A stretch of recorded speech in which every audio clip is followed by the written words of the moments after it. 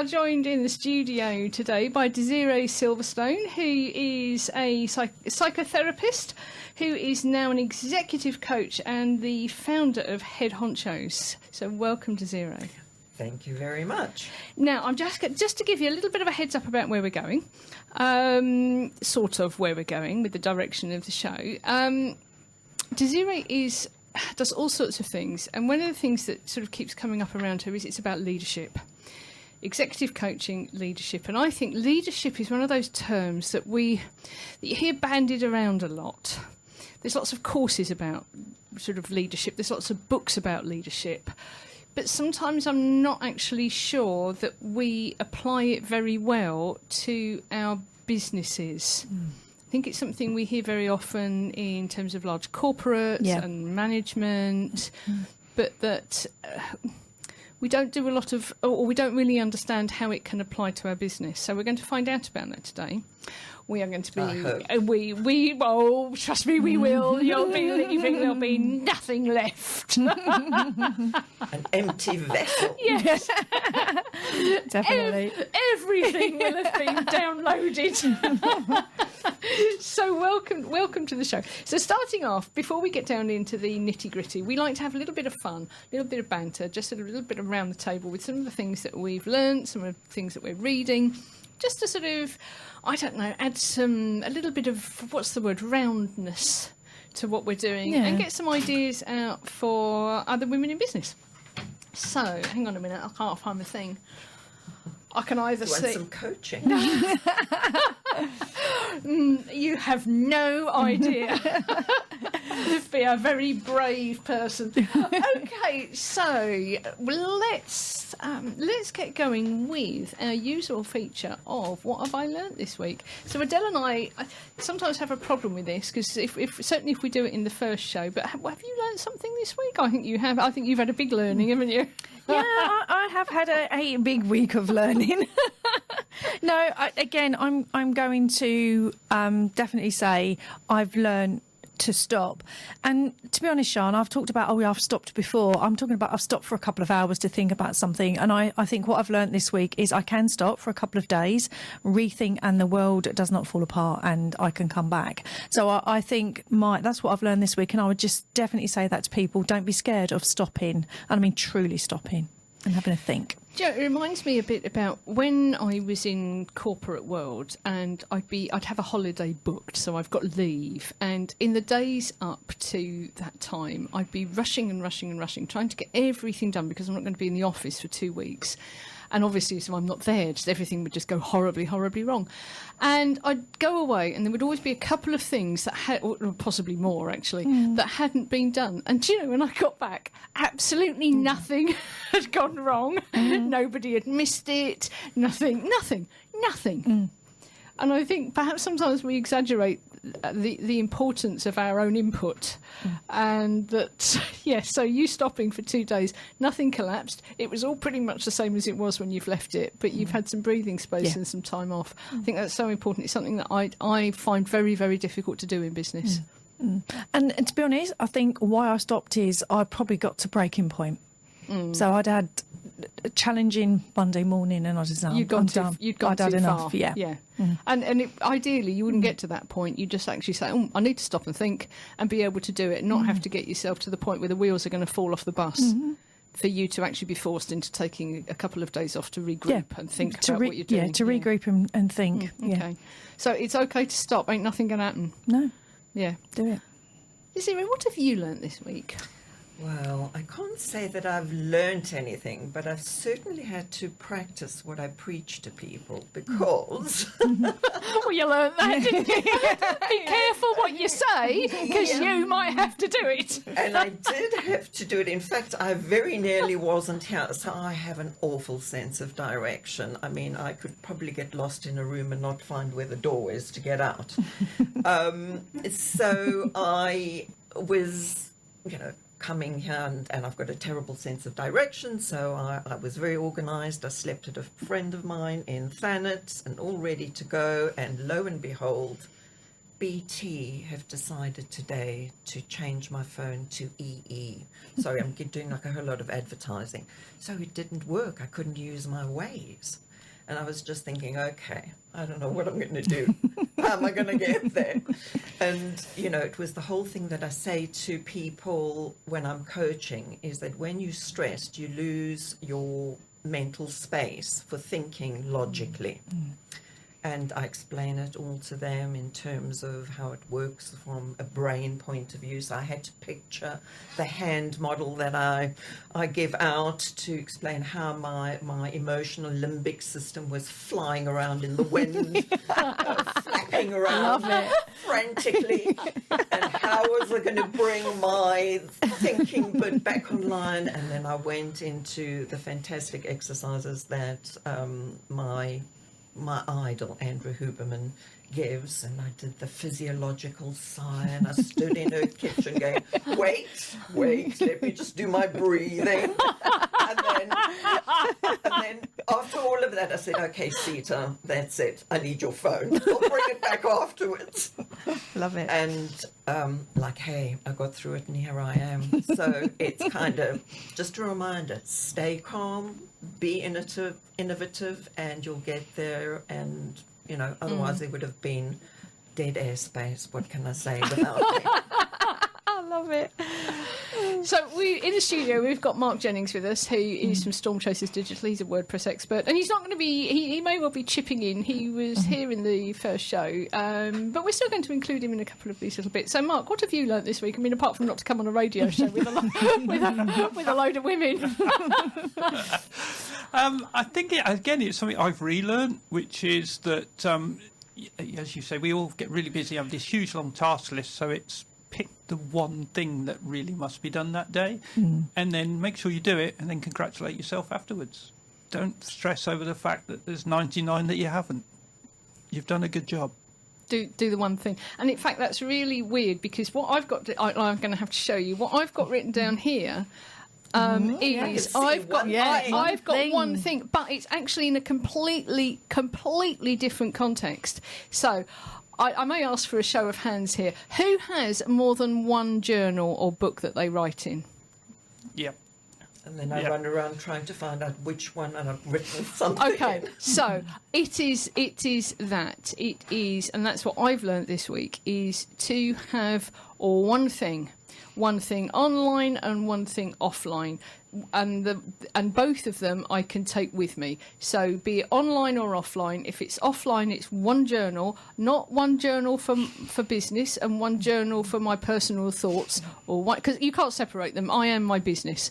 It doesn't matter. You can't take me away from it. And I think I think that people are their career or what they're doing. If you're like us and you're passionate, it is.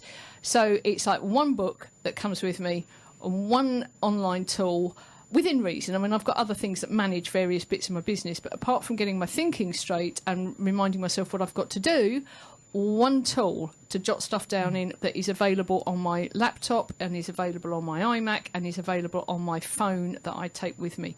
Only one. No more running around trying to find which journal I might have put this into. One thing. Then you've got to find the right page. But at least you're in the right place. There's always one, isn't there? At least you got the right book. But at least I'm looking for one page in one book, as opposed to one page in 14 books. Yeah, I feel it. So one thing. Let's move on to book recommendations. Adele, have you got a book recommendation for this week? So when I stopped, I dug out The 7 Habits of Highly Effective People, which was Stephen Covey, which I have been reading on and off for a very long time. And I went straight to chapter 7, which is Sharpen the Saw, because sometimes we just forget the basics. And I always get that book out. It grounds me, and I love that, because what I realised, I hadn't sharpened the saw, and I needed to do that. So, to be honest, it should be read at least once a year, but I needed that. Yeah, that's my recommendation. Desirée, what are you reading at the moment? Lisa Feldman Barrett, How Emotions Are Made. And are you sort of a part of a way through that? Have you got enough of a way through to say, why you're reading it and what your takeaway is? Yep. Well, I'm sort of a bit of a neuroscience nerd. Anything neuroscience, I'm there.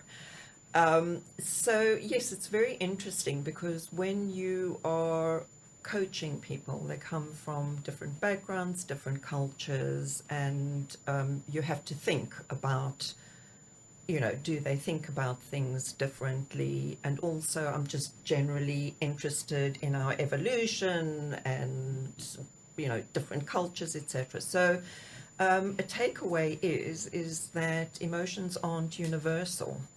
It really depends on the culture in which you grow up in about how you'll decipher them. So one of the experiments that she did was she goes to a tribe in Africa that haven't been exposed to the Western world and shows them photographs. And what we look at as smiling and happiness, they just look at as being. So, and in some societies, they have, there isn't a word for fear. But then she also talks about emotional granularity, which is the key to emotional intelligence. So if you can break down your feelings, you can self-regulate more. And she's got one, I'm sorry, I don't remember the Japanese name, but I absolutely love it. It's a feeling for having to feel grateful for a favor that somebody did for you, but that you didn't want, and causes you great inconvenience. Yes. So I love whatever that Japanese word is. I love that word. We need to find that out. Yes, that's a real biggie, actually, isn't it? Yeah, and then there's another one. Because it's a complete pain in the arse. Yeah, absolutely. And there's another one which I have felt often, of an emotion for when you come out of the hairdresser and you feel you look ugly. I love it. I love words, and sometimes I forget when we're rushing around and doing stuff as we do, how important it is, and how therapeutic's the wrong word, but it's all right, the words have lost me. To actually look at the meaning of words and look at other people's words. I just think it's a fascinating thing. If I don't understand something, so if I'm getting sort of confused about something, first thing I'll do is I'll get the dictionary out. What does this word actually mean? And, if I'm trying to be powerful, well, okay, what does powerful mean? That's a bad example, I know. And then perhaps dig down into it a little bit more and get the thesaurus out and actually go down to, sometimes it's biblical roots as well. You take it right the way back and see, well, okay, this is what it originally meant, and you can get so much clarity. Well, I agree with you, and it's interesting that you say that, and I use this a lot in my coaching, is that the same word will have different meanings for people. And one of the things I used to find in my days of doing couples counselling is they would sit down and they would say, but he shouts at me. And they say, okay, stop. What does that word mean for you? And for the one it was, I'm going to the shop. And for the other one was, I'm going to the shop. And so they were having an argument about a word that meant something completely different for them. And they'd had the argument for years until I stopped them and I said, hold on, what is your version and what is your version?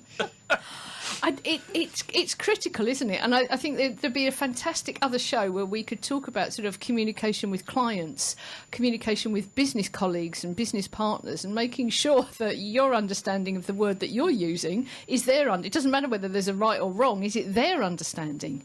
Oh, yeah, I got into big trouble when I was in America, and I was working as a movie production manager. Totally bullshitted my way into that job. But so he said to me, you've got to be here at 10 of 8. And I arrived at 10 past 8, and apparently it's 10 to 8, but my understanding of it was completely different. So it is so important to check, and I'm constantly doing this in terms of, the coaching and the workplace is, hold on, stop and check that your team know that you're on the same page, because they go off and do something completely different. I have a lot of trouble explaining what I want to pick. It's a nightmare. It just really is. And then I get back what I don't want. Okay, why did that happen? But and I'm as cross with myself as I am with them. But stuff's in my head. Sometimes it doesn't come out. But never mind. Mark, have you got a book recommendation?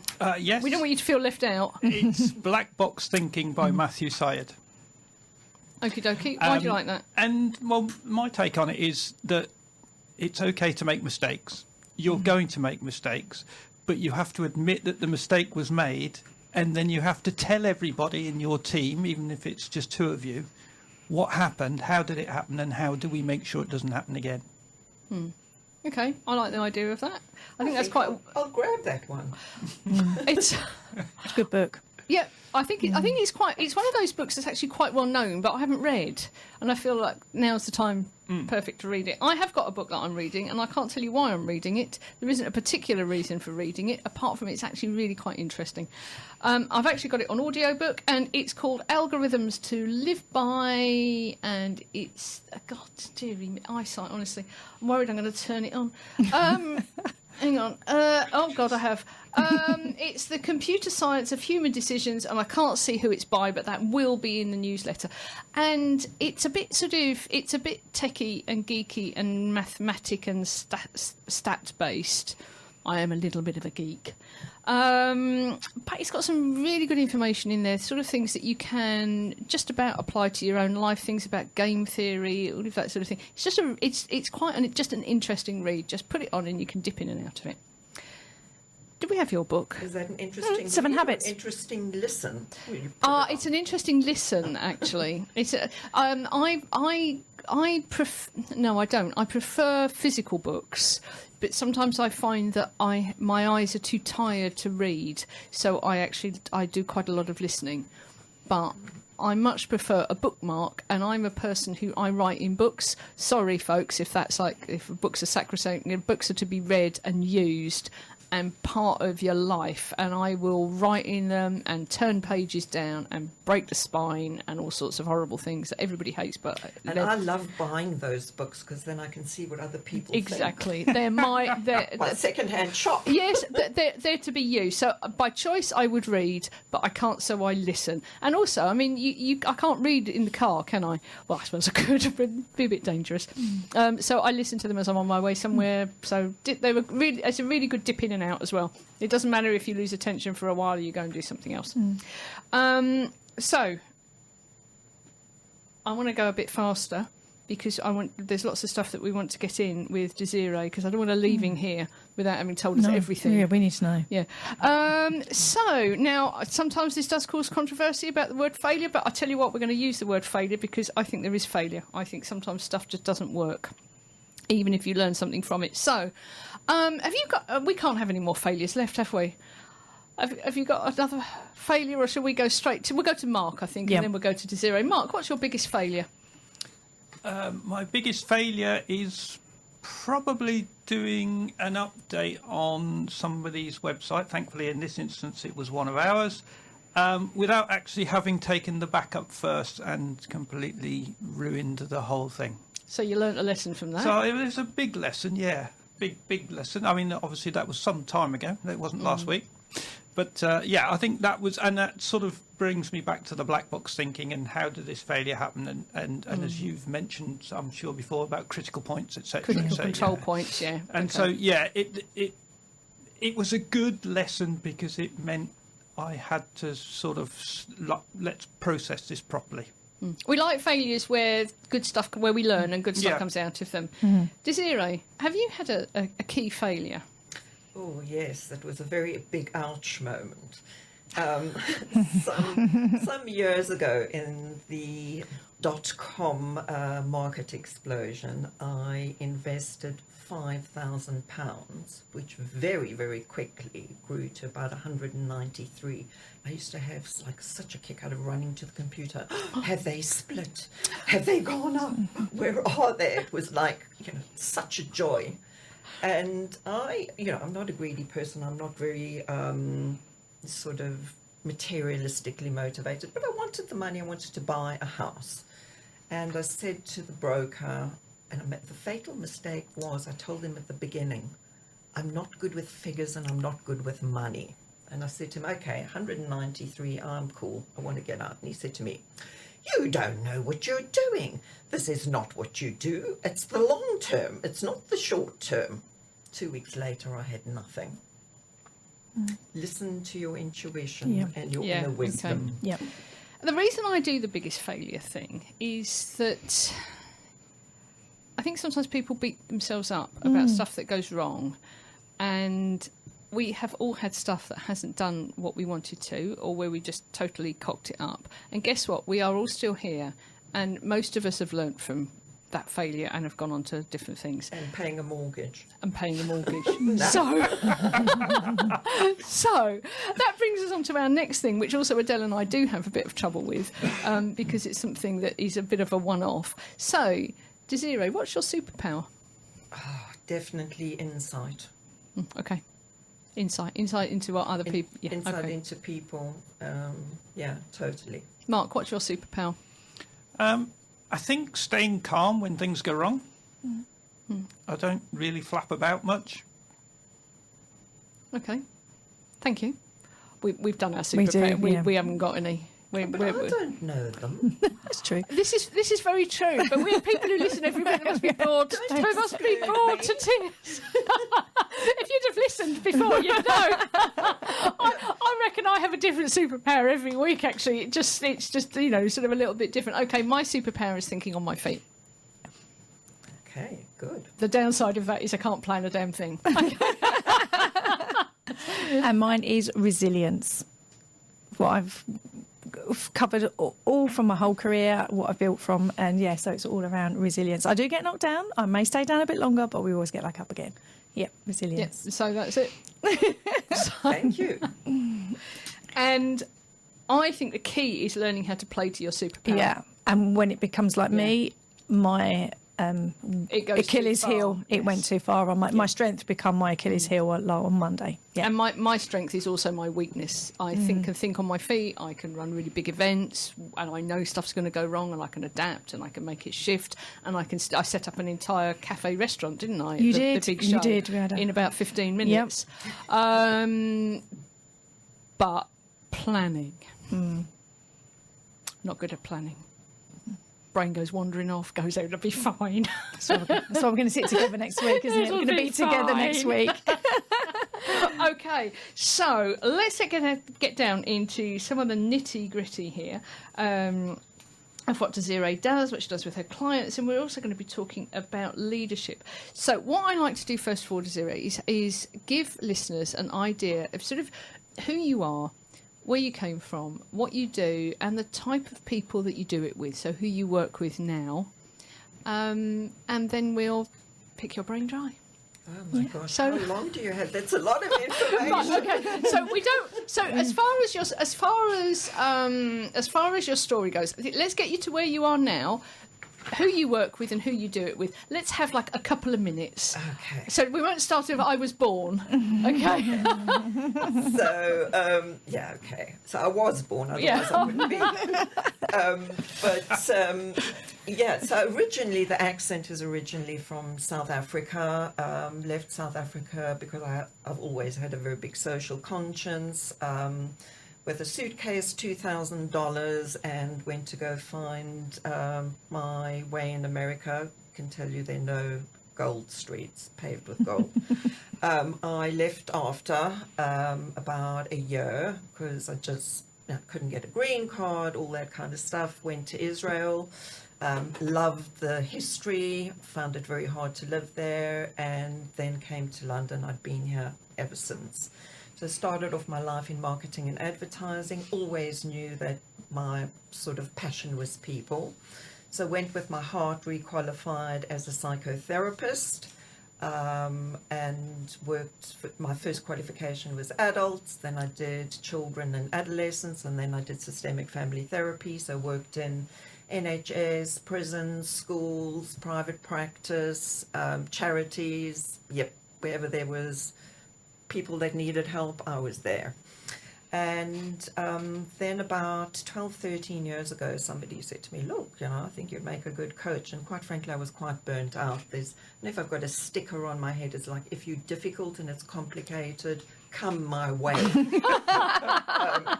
My supervisor used to say to me, like, where do you find these people? Everybody comes with, bread and butter. I've got a problem with my partner. You come with, like, really things I've never heard before. So I thought, okay, I'll give this a bash, and I have to say, I think I had a panic attack on my first session, because she opened up with, and I'm responsible for $300 million, and I'm going like, okay, this isn't me. I don't know anything about this. But then I just thought, actually, this is about people. Whatever they're getting stuck on, whatever they're having a difficulty with, is we're programmed by our past. That's what I'm really good at, and I see it quickly. And that's how I got into coaching. And I now work in corporate areas with senior managers, CEOs, C-suite people, and I love it. So there's a really interesting lesson there, isn't there, for, I think, confidence, when you find yourself in a situation where you think you might actually be out of your depth. So you're sat there with somebody who's in charge of 300 million. It was like, oh my goodness, I don't know anything about this. I don't know about managing 300 million. And to make that shift, actually in the session was this. Yeah. To make the shift in the session to go, actually, why do I need to know about managing 300 million? It doesn't matter, does it? No. All I need to know is what's happening with this person, and that is their responsibility. Because whenever we're working with people, they're always going to be doing things that we don't know anything about. Absolutely. And even if we think we know about it, I'm just thinking it through here, even if we think we know about it, we possibly don't. And that's even more dangerous. Yeah, so I've got a rule. And my rule is, pretend you're a Martian, take off your thinking hat, put on your curiosity hat, and get going.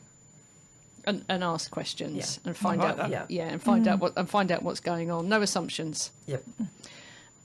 So you've mentioned there sort of psychotherapy and coaching, or therapy and coaching. What's the difference? Is there a line between it? So if I was coming to you, and just say I'm feeling anxious or I'm feeling whatever, I'm coming to you for a reason. So let's just say it's not that, hey, I want my business to move to the next space, but actually I'm feeling a bit uncomfortable, horrible, crappy, whatever it is. I'm feeling something. How do I work out? Is it therapy I need, or is it coaching I need? Is it both? And is there this sort of dividing line? Can you hop over? I do toe dipping, and I think for me it's very difficult. I can't separate where I came from to where I am. But when you're doing, I think the difference is where you're doing really deep, deep sort of feeling, thinking, taking them into a very deep place. That's therapy. Here I'm doing toe dipping of, I feel uncomfortable about this, and then kind of go, okay, I've got sort of exercises and things that I do, and then you say, it came from when I fell off the climbing slide when I was 10, and now I can't do this now. So it's just, okay, we identify it, and then we come back to the present, and then here are some strategies. This is what you can do. It's about getting you going and moving forward. It's not about lingering in the past. But the therapy is more related to past stuff, unpicking, analysing, going deep, whereas the coaching is, there is a depth to it, but, you're not doing an archaeological dig. Okay, so I like that. there was something that I saw recently that actually quite annoyed me, and I posted about it, and I got some sort of differing things. I had people I didn't have anybody that outwardly disagreed with what I'd said, but I did have, I had people sort of going, yeah, quite right. What it was this, and I think this may illustrate where we are. I saw a coach, certified coach, I'm not quite sure what certified in, but certified coach on LinkedIn, actually talking about how he'd given some tasks to clients. I think he was a business coach, because one of them had got to do some, set up a marketing thing. Somebody else had got to set up an event. Somebody else had got to do something. They had these tasks to do, and they'd come back with, I can't do that until Monday because of X, Y, and Z. All right, well, I'm going to do that next week because of thinking. What he was doing out on LinkedIn was actually basically slagging these people off for not being committed to their business. Now, they were paying him. He's a coach. And I thought it really annoyed me. I thought, how unprofessional, because if I was them, I would have known who I was from the descriptions of what he'd given. And part of me went, actually, you're there to tell them what to do. You're not there to dig into what they don't do and why they don't do it. And another bit of me thought, actually, there's a reason why this isn't happening. There's a reason why you're suggesting things. Either they don't believe you and they think you're talking a pile of old poo, or there's something in themselves that's holding them back. And to me, the important distinction was find out what you're buying. If you're going to get a coach, find out what you're buying. Are you buying a business coach who's going to tell you, you need to do this one, you need to get an accountant, you need to set this up, you need to do this type of marketing? Or are you buying somebody who's actually going to help you with the psychology and the limiting beliefs and everything that's going on behind why you're perhaps not doing things that you're being told to do? So have you got a take on that? Oh, totally. I mean, I thought you might have. well, just a little.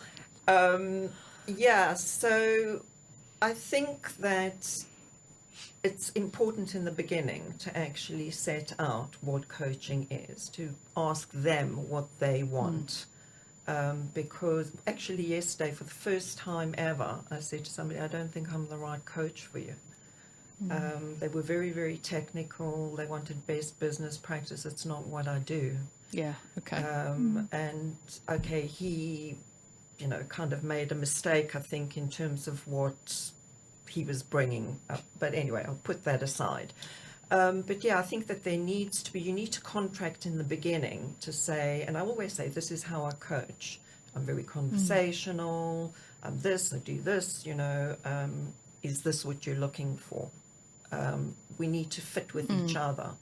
So I think that does need to be made explicit. And I don't think that castigating people has ever worked in terms of motivating someone. What annoyed me, what angered me and riled me up and caused me, I wrote an article about it actually, was not that he hadn't considered that there might be underlying issues, fears, anxieties, limiting beliefs that stop them taking the action he suggested, or even that he might be wrong in the action. They didn't believe him, that it was the right thing to do.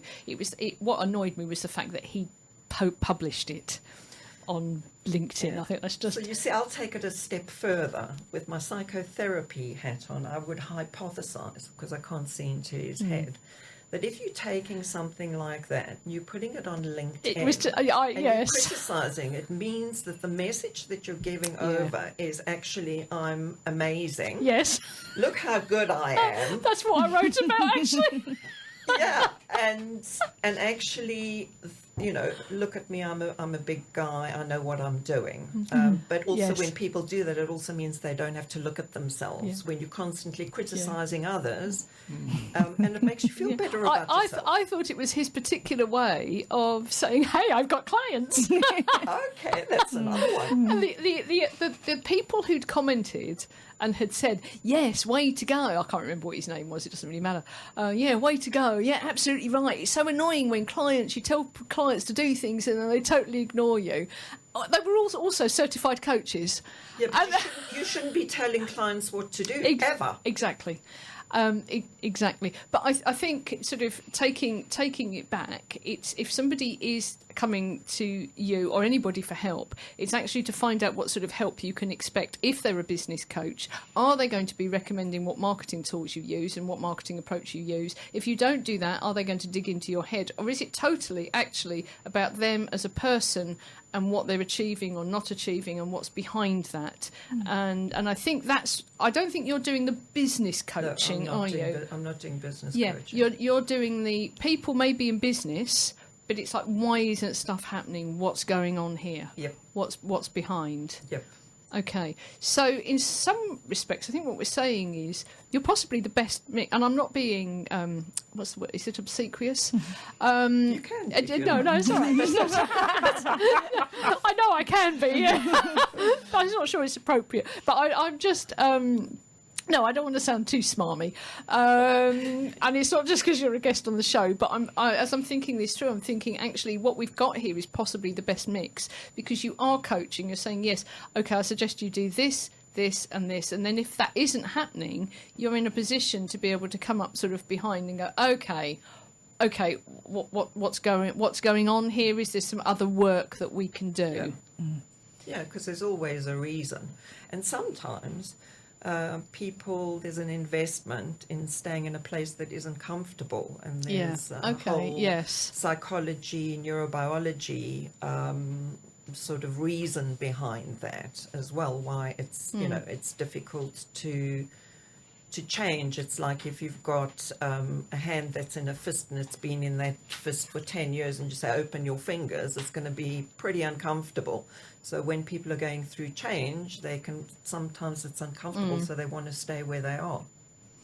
So I think so the important question is, I think, if you want to coach, do you want a Nike? Like, just do it. And if you don't want to do it, just like F off or do something else. Or do you actually want to understand what's going on? And Yura, do you want to understand what's going on? That's me. Stay with, stay with you. It's okay. We can work through it, rather than, no, it's my way or the highway. Yeah. And I think that's really important, because it's a big investment, isn't it? It may not just be an investment in money. It's also it's a big time and emotional investment, isn't it, working with somebody? Yes, it is. And it's also a safe place. I mean, people say to me quite regularly, I don't speak like this to anybody, not even my partner. Yeah. Especially your partner. Yeah, especially your partner. I think you're much better off not letting them know what's going on. Keep that all, like I like to deep down. So, sorry, I'm just shuffling through notes here. So one of the things that sort of kept coming up, and one of the things that I think you're passionate about, and what is in your bio, is that you help leaders feel comfortable with who they are. And that's one of the reasons that you became an executive coach. So let's just explore some of those terms. What's an executive coach? Well, an executive coach is a person who coaches executives. So yes. Nice word. Don't make me climb over the desk and slap you. Yes. But, so do you, is an executive for you, is an executive somebody who sort of has that title and is in a particular a tier of management in a corporation, or is it a frame of mind? So can somebody who perhaps is the CEO of their own business and of their own life, can they be an executive? Okay. Yeah, so what sort of frame of mind, how would I need to see myself? What sort of person am I if I'm coming to you for coaching? Oh, let me tell you that I would say most of them don't believe that they're even leaders or executives. One of the biggest topics that is discussed in coaching sessions is imposter syndrome. Okay. They all feel that I can't say all, but a large percentage of people feel that they're going to be found out, and they got there by abracadabra.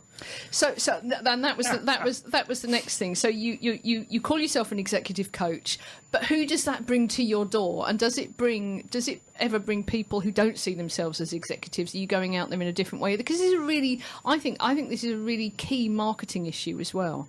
Is that's what you call yourself? Is that what you end up with? Do you end up with people who have already got the executive hat on? I do, and I'll tell you mostly. I'm starting a new way or idea of coaching.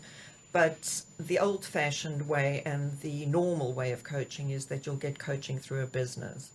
A corporation will say, we want coaching, and they'll all be executives. So that's who will come. Yeah, got you.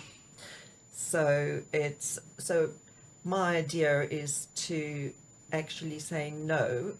If you're looking after people, the person who's a junior manager or a PA or whatever also have their stresses. They are in a corporate world. They're trying to manage and do the best. You could be a secretary and have an awful line manager, and why shouldn't you get the help? So my idea is to actually have coaching on demand, so that when people have an issue in the corporation, they say, it doesn't matter who you are, here is a coaching session, go and speak about it, that you need to manage your difficult boss or whatever, or you going through a bad time in your life and you can't be present at work. What are the things that you need to talk about, strategies, all those kinds of things. So do your clients come from outside what we'll call the corporate world as well? Yeah, they do, but for the most part, they big companies. But that's what I'm trying to change. Right, so they've at the moment they're coming to you because they've been either given a title by somebody else, or they're within an organisation that's identifying them as an executive that needs or wants or would benefit from some sort of coaching. Yeah, or they're running a leadership program where they say, you know, these are our 3 pillars of what a good leader looks like, and you have to make them be as best they can, you know, get to the top of these 3 pillars. So somebody else has set these criteria. This sort of, you will be number 1, number 2, and number 3, and then either not, or sometimes people just get sent on training to give them something to do, don't they? Talking about leadership, how does leadership, or the term leadership, or what leadership means, apply to perhaps women in business who they may not have a team, or they may not see themselves as leaders? Is there any relevance at all? There is. I thought there would be. Because it depends where you end up. And women do have quite a hard time being seen and being heard. And if you are a woman of colour and you're in engineering and you want to be a leader, oh, ouch. It's very, very, very hard to... What is a leader? Well, a leader is, and I say this to people, like, you know, who do you think is a leader? And it could be, I don't know, Jesus, Buddha, Mandela, Obama, anybody that you think is a leader, and it's what traits do they have. So generally, if you're reading, you know, all the leadership things, they would say it's about being congruent, being transparent, being humble, inspiring people, empowering people, being able to give them vision, being able to help them execute, grow, progress. Those are all the things that good leaders do.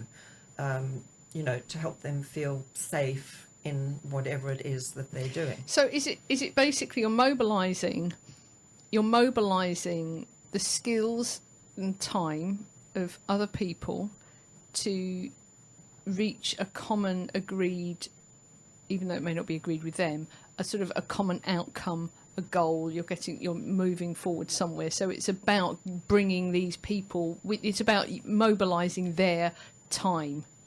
Well, their time, and money, but also who they are as people and their development. So their skills. Okay, so it's about influencing others. Yep. So I think as business women, even if there isn't a team, you are still working with other people and influencing others, and you sort of need that to happen. If you're not able to lead yourself or influence others, you're going to find it quite difficult, aren't you? And there are a lot of confidence issues with women, and feeling like that what? they can be assertive, that they can be seen. So there is a very different mindset, and it's something we were talking about culture earlier, that people buy into, in that, you know, women are ... fill in the, you know, the dots. And like a woman will say something, this happens often in a meeting, and, you know, they won't be heard. A man will say the same thing and everybody goes, hallelujah, you know, we see the light. So they just, you know, they're just not seen. They really have to go the extra mile, and then also not be, if you're assertive, you can be seen as aggressive. Yeah, absolutely. Do you know what? I was going to cut straight in there. I coach women in business or corporate that are going through menopause, and we know that the hormones have an impact on our neurohormones. And we would talk about assertive, and the feedback I get from either my women in corporate who are sitting around boardrooms or women sitting in quite structured networking meetings is whenever they go into assertive, they feel, oh, she's being aggressive. I get that such a lot, and yet a man can be quite assertive, and he's assertive, and so there's this real mental block. I'm not even sure that if a man is being assertive, he's labelled as anything. No. I think he's just a bloke who's talking in a room. I mean, there was that Beyonce, I'm not sure if it was her, but there is a quote which is I'm not bossy, I'm the boss. Yeah, there is. We've got that quote in the club. Yes. Yeah. And I think, that sort of just about sums it up. We don't call men bossy, do we? I've never heard a man called bossy. No. Now that you say it, yeah. No. I have never heard it said in a school. I've never heard it said in a workplace.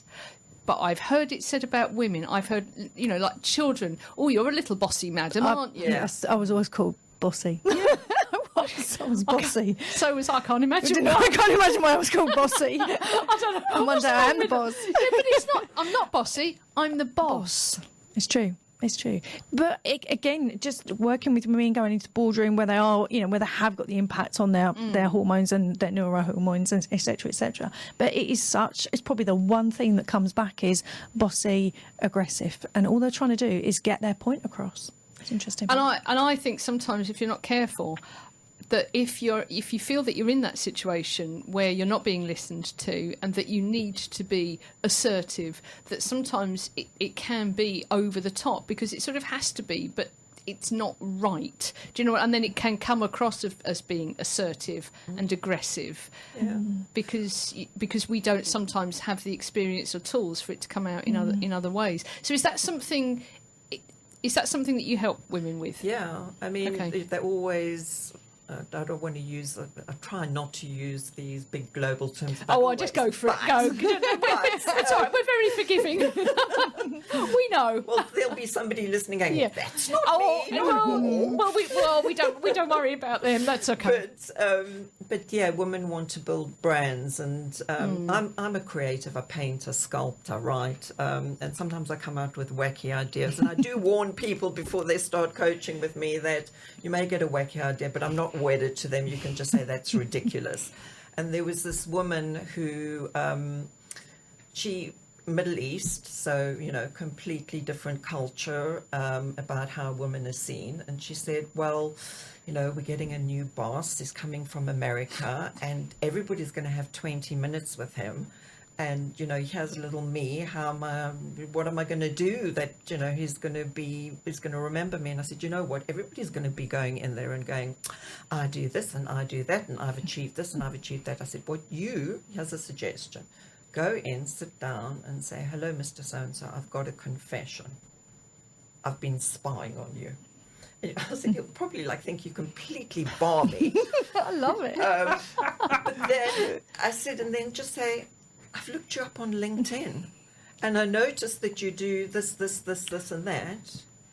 Can you tell me about it? Because I'm really interested. And he never forgot her. Every time he goes to Abu Dhabi, he kind of goes, hi.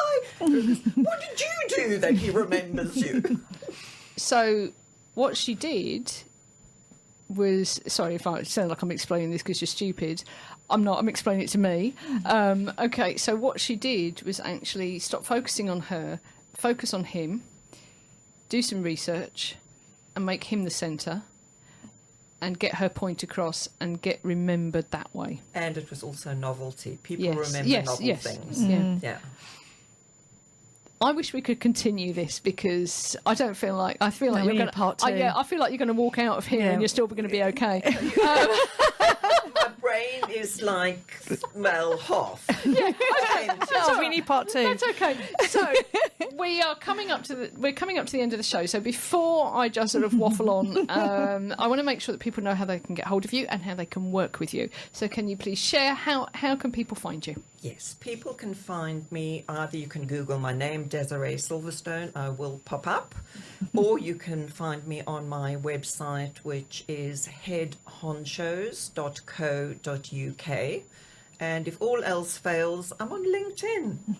So they can find you there. She will also be in the newsletter, so there will be loads of stuff going out on social media, so you can catch it on Twitter, it'll be on Facebook, it'll be on LinkedIn, and where's that other place? We're on Instagram. So you're going to find that on our profiles as well.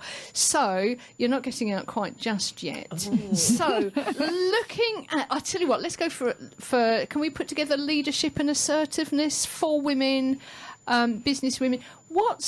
If they're not feeling confident, stuff to achieve, want to get stuff done, what's your top tip? Difficult because there's so many, it's so individual, and I just don't work globally. Oh, goodness Sorry, me. I can't satiate your need to know. See, this is just... But you know what I would say? The top tip is there's a fantastic lady by the name of Amy Cuddy. Yes. And she does this power stance. And we've got Yes. spindle neurons and mirror neurons. So we pick up on energies that other people give out. So if all else fails, go into the loo at work, do your power stance, and then march into that meeting. It's Wonder Woman. Yep. Stand like Wonder Woman. You don't have to have the big knickers, you'll be fine. Stand like Wonder Woman. Yep. And it makes you feel more confident. So, Desirée Silverstone, founder of Head Honcho's, psychotherapist, coach, extraordinaire, leadership Everything expert, to everybody. sculptor, artist, funny lady. Thank you so much for joining us on the show. It's been a real pleasure. Thank you for having me. We're going to see what we can do to get her back, I think. We are. So